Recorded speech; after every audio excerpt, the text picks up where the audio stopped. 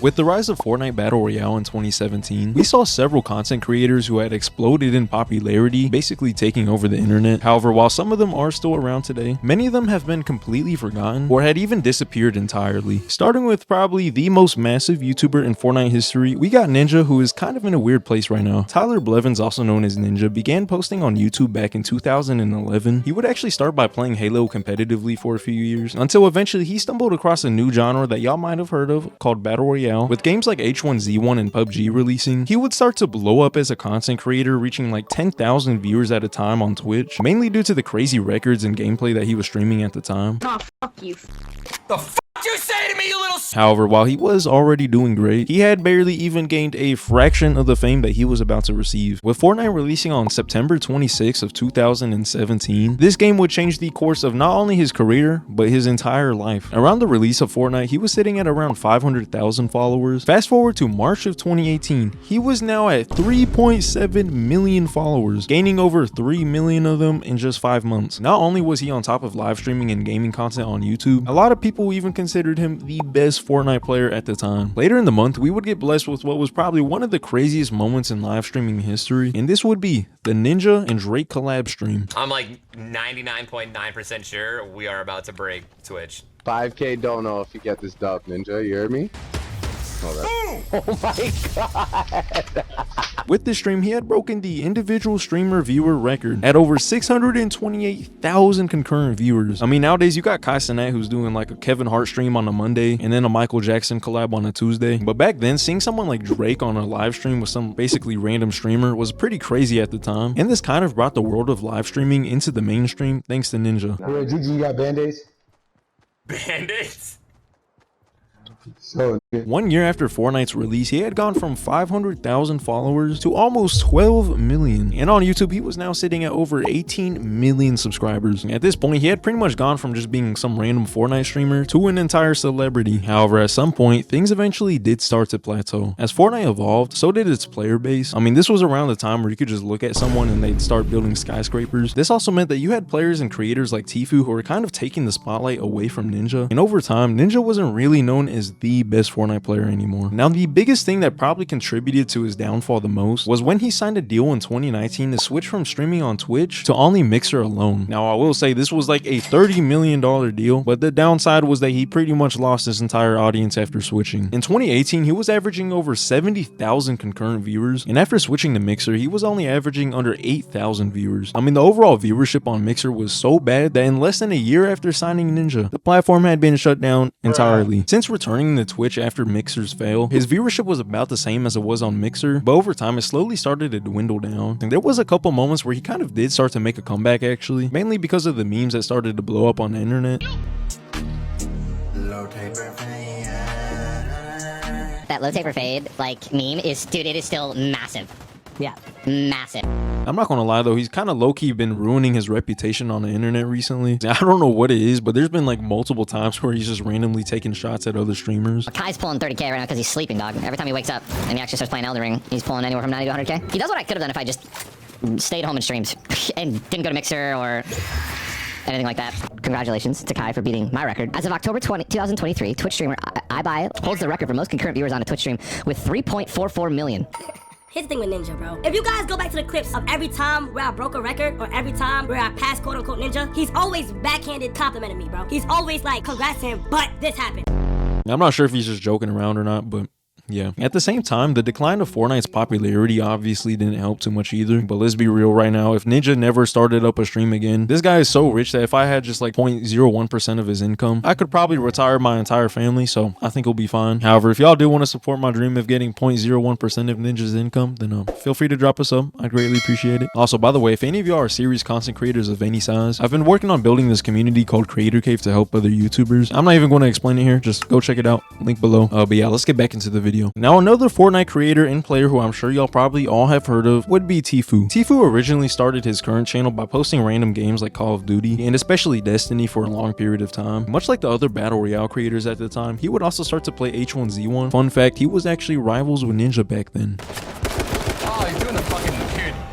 That is literally, dude, the definition of a nerdy play, man. Fast forward a bit, it wasn't until actually a little bit after Fortnite's release that he would upload his very first Fortnite video onto the channel. And yeah, as you can see by the title of the video, he was cracked at the game. Not bad, but we could do a lot better. Just a few months later, after his very first Fortnite upload, he had already been invited to none other than FaZe Clan, while only having 70,000 viewers at the time. Because of this, and also the fact that he was pretty much one of the best Fortnite players in the world, if not the best, this had skyrocketed his popularity to the point where people were putting his name next to Ninja when debating who was actually the greatest player in Fortnite. Side note, one time I accidentally joined a lobby he was in during the Fortnite Friday event, and then got blasted by Tfue, so I can confirm he might actually be the GOAT. My game, John Wick, swordy ass fucking builders, fucking pussy ass motherfucker. Not even a month later after being signed to FaZe, he had gone from not even 100,000 subscribers all the way to nearly 1 million subscribers. And just 1 year after that, he had reached over 10 million. During this time, he was at his peak in both competitive Fortnite and content creation as a whole. I mean, this guy was getting millions of views every single video, and at some point had actually passed Ninja as the most watched Fortnite streamer. However, while things seemed like they were going great at the time, that was not exactly the case. On May 22nd of 2019, Tfue had uploaded a video titled "My Response #Release the Contract." In the video, he explains that he was getting ripped off by FaZe Clan and wanted them to release their contract to the public so that way people could see the full details. The video was uploaded 2 days after Tfue had sued FaZe Clan for these unfair business practices, as well as encouraging illegal gambling and underage drinking. FaZe Banks, who was actually the CEO of FaZe Clan, actually made a response back to Tfue, basically saying that everything was a lie and that he even tried negotiating with Tfue. After all the back and forth though, there was still no contract released. A little more than a year later, on August 26th of 2020, Tfue and FaZe Clan had settled their lawsuit, putting an end to the whole drama. However, we still don't really know what actually happened, and even to this day, he still won't speak on it. I don't know. I just kind of like, we just kind of moved on. Yeah, I mean, I'm cool with all those guys. I mean, there's no bad blood there. What'd you guys settle for in the lawsuit?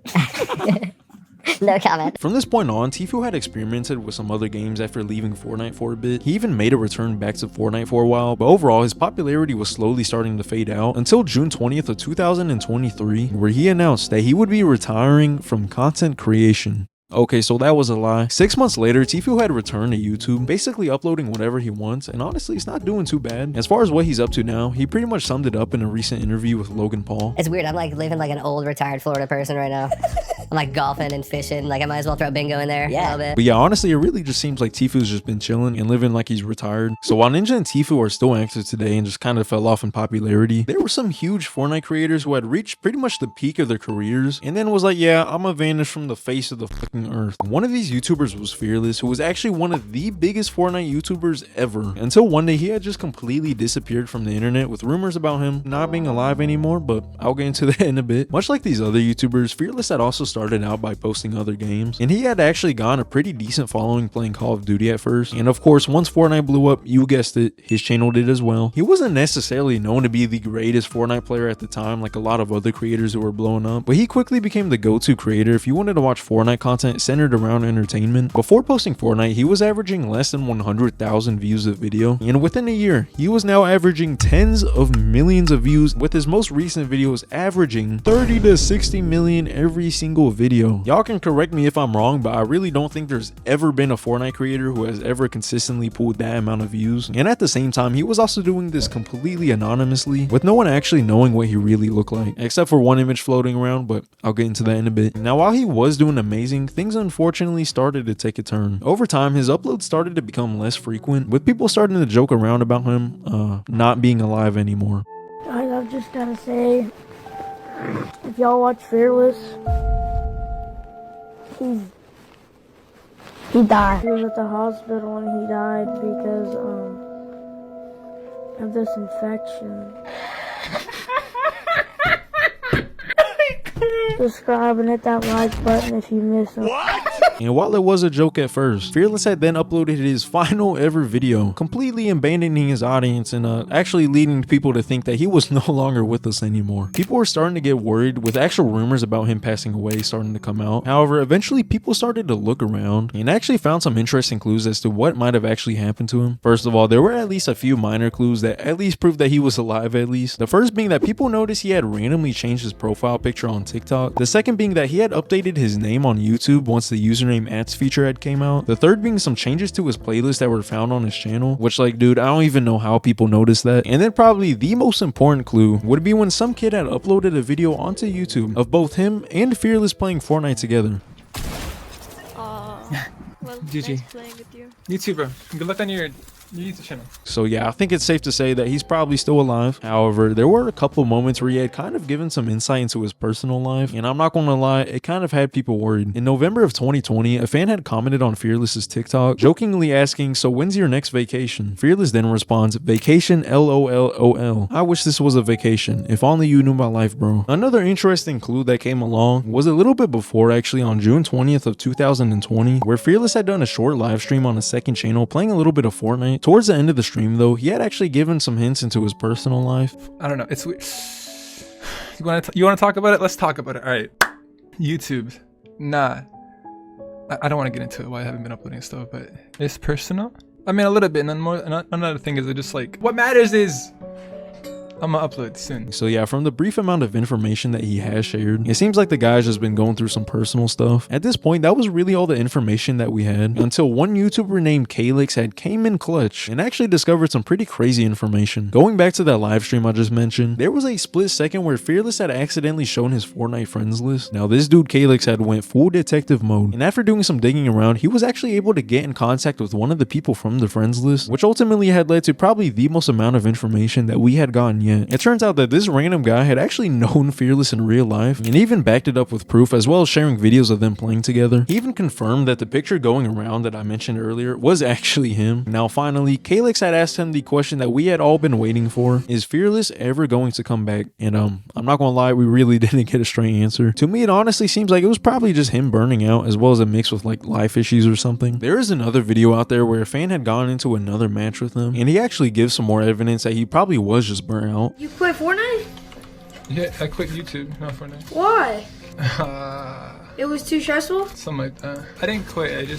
I haven't been getting any good footage for a video. Oh, really? Like, footage I'm actually happy with, yeah. Like, I don't know. I could upload, but the video would be like trash. Recently, there's been clips going around that claim to have Fearless in the videos, but I'm pretty sure it's an AI voiceover and not actually him. I'm dead. I'm dead, brother. Why is everybody so sweaty? However, either way, we at the very least know that this guy is still alive. Similar to Fearless, another YouTuber who had reached a crazy amount of success and then randomly disappeared was Ceeday. Now, I don't know what it is about all these Fortnite YouTubers, but literally nearly every single one of them started out by posting Destiny. With Ceeday, it was actually the main game that he played for a while until he eventually got tired of the game. However, once he started posting Fortnite videos, things had started to go uphill when he had went from around 100,000 subscribers towards the beginning all the way to over 2 million in just a couple months. And I mean, it was definitely deserved because in my opinion, Ceeday had to have been the greatest of all time at Fortnite entertainment. His videos were in a way kind of similar to what Fearless was doing, and funny enough, just like Fearless, he would also vanish from the face of the internet, kind of at least. After uploading pretty consistently for a while, he would start to have these random disappearances. The first of these happened when Ceeday decided to cryptically black out his entire channel for multiple weeks while disappearing at the same time with absolutely no explanation at all. Whenever people do stuff like that, it's usually not a very good sign. You see here Ceeday quit YouTube. I'm just gonna black out his internet profile pic. I don't really think that means it, other than there might be something wrong. But this dude had came back after all that and said that he was trying to revamp his channel art. Meanwhile, he had people thinking that he was quitting forever or even died because he wasn't uploading for a few weeks. However, unfortunately for the Ceeday fan base, it was only going to get worse from here. Soon he would continue to start randomly disappearing for longer periods of time until eventually he had left for 2 years and then dropped the video like nothing happened.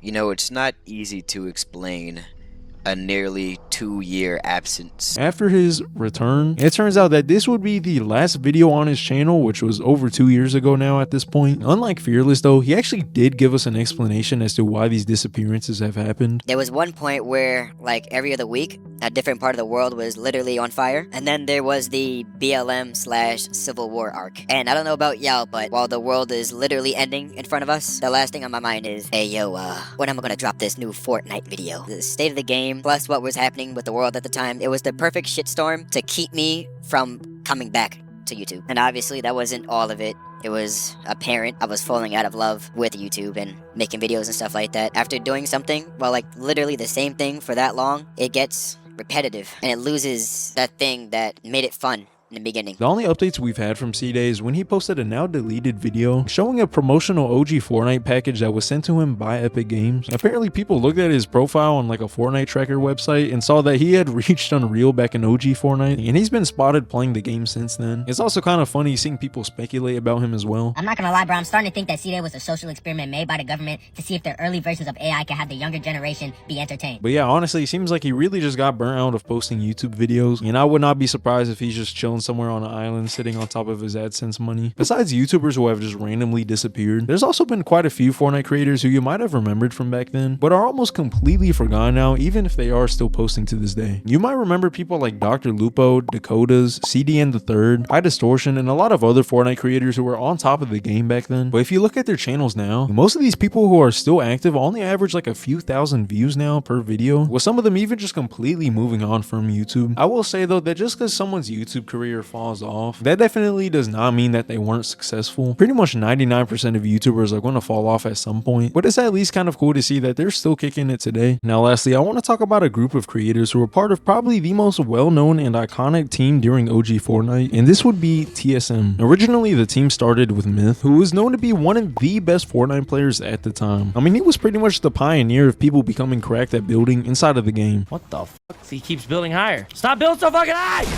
Stop it! He kept building up and building up and building up, and I couldn't catch him. Whenever he first started streaming Fortnite, he barely had anyone who was actually watching, but after people saw how insane he was at the game, this dude started to blow up. Not long after blowing up, he was signed to TSM as Fortnite's first ever pro player, and from that point on, pretty big things were about to happen. Myth had been tasked with finding 3 other Fortnite players to join the team, where he would choose Hamlinz, Camille's, and Daequan. Not only were they amazing Fortnite players, but they were also creators as well, which helped bring attention to the whole team. However, there was one issue that had started to become a big deal over time. Each member of the team, and especially Myth, had pretty much been hyped up to be the greatest Fortnite player of all time. I mean, Daequan had gotten like 40 kills in one game.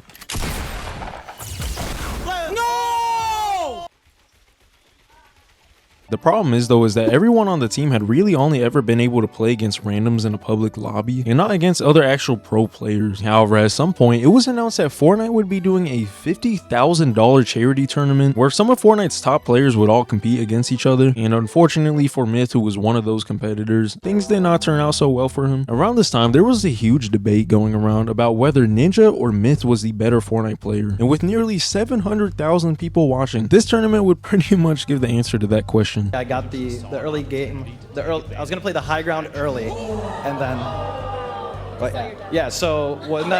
So yeah, it turns out Myth wasn't actually the greatest Fortnite player. For a little while though, things were actually still going up for Myth and the rest of the team. In May of 2018, the group had moved into the brand new TSM Fortnite house, where they would be able to get some practice in for the game, as well as some more content. Around this time was pretty much the peak of their popularity, with Camille's averaging over 2,000 viewers, Hamlinz averaging over 12,000, Daequan averaging nearly 30,000, and Myth at nearly 40,000. Unfortunately though, this hype would not last forever. Over time, while the rest of the team kept practicing, one of the members, Camille's, had started to fall behind the rest of the team, eventually leading to him being benched and forced to move back home. People say it was out of his own will, but I honestly really don't know. Build up, brother. Oh my god, no.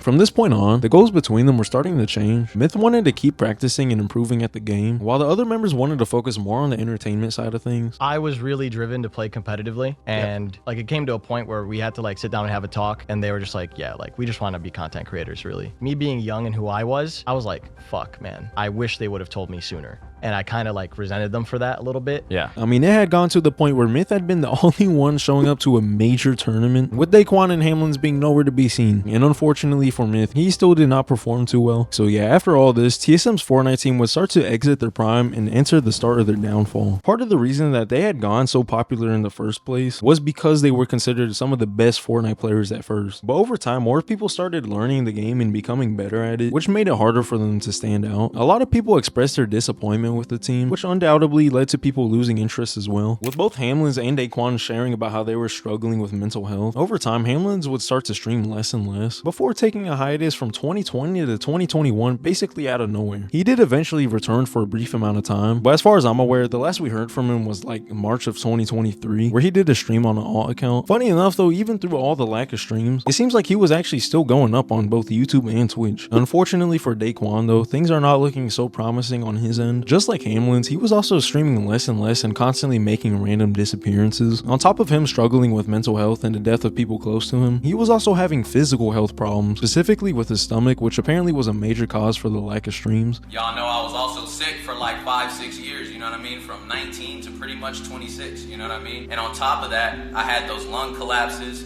which also prevented me from doing what I wanted to do. To make things even worse, he had mentioned that his girlfriend contracted E. coli from eating at a restaurant, which led to her being in life-threatening conditions. And during this whole time, you got people on Reddit talking about how he doesn't care about his fans because he doesn't stream anymore. After a very long disappearance, he did make a return in 2021 and 2022, joining the NRG house with Hamlinz. However, shortly after, it ended up falling apart, with both his final ever stream and final appearance on the internet being on February 10th that same year. And since then, literally no one has any idea where he is. Daequan is not gonna answer the phone, chat. I have already had Hamlinz hang up on me. Let it go. It's over. I called him. I tried, and I tried. We made tweet after tweet after tweet, but they just don't with me no more. As far as Myth, he's the only person from the group who is still active today, even though he isn't as popular as he once was. After his peak viewership back in 2018, the competition coming from other Fortnite players and creators like Tfue seemed to have a direct impact on Myth's viewership. Just after the start of his decline, he was also experimenting, trying to play other games on stream as well. While doing variety content could have helped him as far as longevity outside of Fortnite, unfortunately the games that he was playing didn't really resonate with his current audience, causing even more of a decline. There actually was a couple moments where he had revived his popularity momentarily, like when Warzone came out and especially when Valorant came out, where he had peaked at over 122,000 concurrent viewers, even breaking his record of max viewers all the way back in Fortnite. Unfortunately though, besides those couple moments, his popularity still continued to decline overall, despite even signing a contract with YouTube to stream only on their platform. I mean, there were streams where he was sitting at like 50 to 60 viewers, which is kind of crazy to think about considering he was like the second biggest streamer in the world at one point. Fast forward to now, he's been streaming on Twitch once again, and it seems like he's actually been doing pretty decent compared to what he was pulling back on YouTube. Right now, he's pretty much just doing whatever he wants to though, so I mean, honestly, that's pretty respectable. However, I could definitely see him making a comeback at some point if he even wanted to, especially if he just sticks with something that he enjoys and then people enjoy watching as well. Let me know which OG Fortnite creators y'all watch though, because I'm honestly pretty curious. By the way, I've also been doing these game night competition streams with viewers every Saturday, so if any of y'all want to join and try to win, then you can join in the Discord below. But yeah, feel free to subscribe or watch some more, and peace y'all.